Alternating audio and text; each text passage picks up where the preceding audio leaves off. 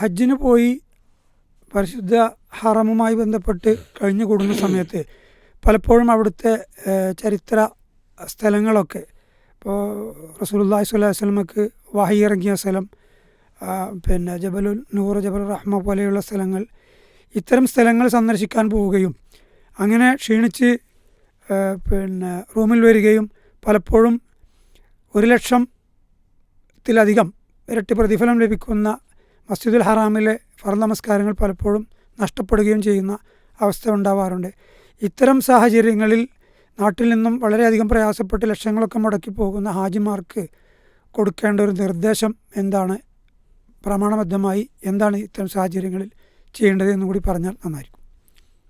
അവിടെ നമ്മൾ മനസ്സിലാക്കേണ്ടത്, നമസ്കാര സമയത്ത് റസൂൽ പറഞ്ഞു നമസ്കാരത്തിനും ശ്രദ്ധ തെറ്റിപ്പിച്ച് കളയാൻ പിശാചിൻ്റെ പരിശ്രമം ഉണ്ടായിരിക്കുന്നതാണ്. അപ്പോൾ 5 നേരത്തെ നമസ്കാരത്തിൽ ഒന്ന് ശ്രദ്ധ തെറ്റിക്കുക, പ്രതിഫലം കുറച്ച് കളയുക, അതിനുവേണ്ടി ഇബ്ലീസിൻ്റെ ശ്രമമുണ്ട് എങ്കിൽ സ്വാഭാവികമായും ഹജ്ജ് ഒരു മബ്രൂറായ ഹജ്ജ് ആകാതിരിക്കുവാൻ വേണ്ടിയുള്ള ശ്രമങ്ങളുണ്ടായിരിക്കും. ഇപ്പോൾ 4-5 ലക്ഷം വലിയ സംഖ്യ കൊടുത്ത് രോഗം ഒക്കെ ഉണ്ടായിരിക്കെ അതെല്ലാം തരണം ചെയ്തുകൊണ്ട് പ്രയാസപ്പെട്ട് ഹജ്ജിന് പോകുന്ന ഒരു ഹാജിയാരെ സംബന്ധിച്ചിടത്തോളം തൻ്റെ ഈ സമയവും സമ്പത്തും വഴി സ്വർഗത്തിലേക്ക് എത്രത്തോളം അടുക്കാം എന്നാണ്. അതിന് ചെയ്യേണ്ട ഹജ്ജിൻ്റെ പാഠങ്ങൾ പഠിക്കലാണ്, തൗഹീദ് മനസ്സിലാക്കലാണ്, പരലോകബോധം ഉണ്ടാകലാണ്. അവിടെ നിസ്കരിക്കേണ്ട നിസ്കാരം ജമാഅത്തായി പള്ളിയിൽ വെച്ച് തന്നെ 1,00,000-ത്തിലധികം പ്രതിഫലം മസ്ജിദുൽ ഹറാമിൽ നിന്നും 1000-ത്തിലധികം പ്രതിഫലം, ഇരട്ടി പ്രതിഫലം മസ്ജിദുൽ നബവിയിൽ നിന്ന് കിട്ടുന്ന രൂപത്തിൽ അദ്ദേഹത്തിൻ്റെ പ്രവർത്തനങ്ങളെ കേന്ദ്രീകരിക്കലുമാണ്. അതേപോലെ ശ്രേഷ്ഠതയുണ്ട്, പുണ്യമുണ്ട് എന്ന് പറയപ്പെട്ട സ്ഥലങ്ങളിലേക്ക് അദ്ദേഹത്തിന് സിയാറത്ത് പോകാവുന്നതാണ്, ചെയ്യേണ്ടതുമാണ്. എന്നാൽ നമ്മൾ മനസ്സിലാക്കേണ്ട, റസൂലുള്ളാഹി സ്വല്ലല്ലാഹു അലൈഹി വസല്ലം 63 വർഷം ജീവിച്ചു.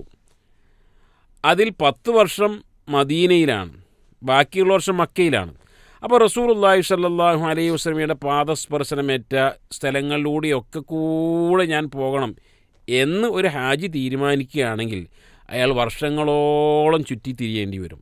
ബദറിൽ പോകേണ്ടി വരും, ഉഹദിൽ പോകേണ്ടി വരും, മദീനയിലെ ഓരോ ഏരിയകളിലൂടെ പോകേണ്ടി വരും. ഇതിനല്ല ഒരു ഹാജിയാർ വരേണ്ടത്. മദീനയിലൂടെയും മക്കയിലൂടെയും ആകൂടെ ചുറ്റിത്തിരിയലല്ല, മറിച്ച് അവിടെ അനുവദിക്കപ്പെട്ട ശ്രേഷ്ഠതയുള്ള സിയാറത്തിന് ഇസ്ലാം പഠിപ്പിച്ച സ്ഥലങ്ങളിൽ പോവുകയും പരമാവധി സ്ഥലം പള്ളിയുമായി ബന്ധപ്പെട്ട് ആരാധനകൾ കേന്ദ്രീകരിക്കുകയുമാണ് വേണ്ടത്.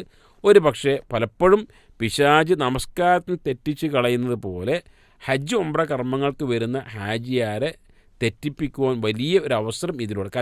മാർക്കറ്റിലേക്ക് പോവുക, ഷോപ്പിങ്ങിന് പോവുക, അതേപോലുള്ള മലകളുടെ മുകളിൽ കയറാൻ പോവുക, ഗുഹയുടെ മുകളിൽ കയറാൻ പോവുക, ഇതൊക്കെ ചെയ്യാറുണ്ട്. അതിൽ നിന്നൊക്കെ പിൻവാങ്ങുകയാണ് ഹാജിമാർ ചെയ്യേണ്ടത്.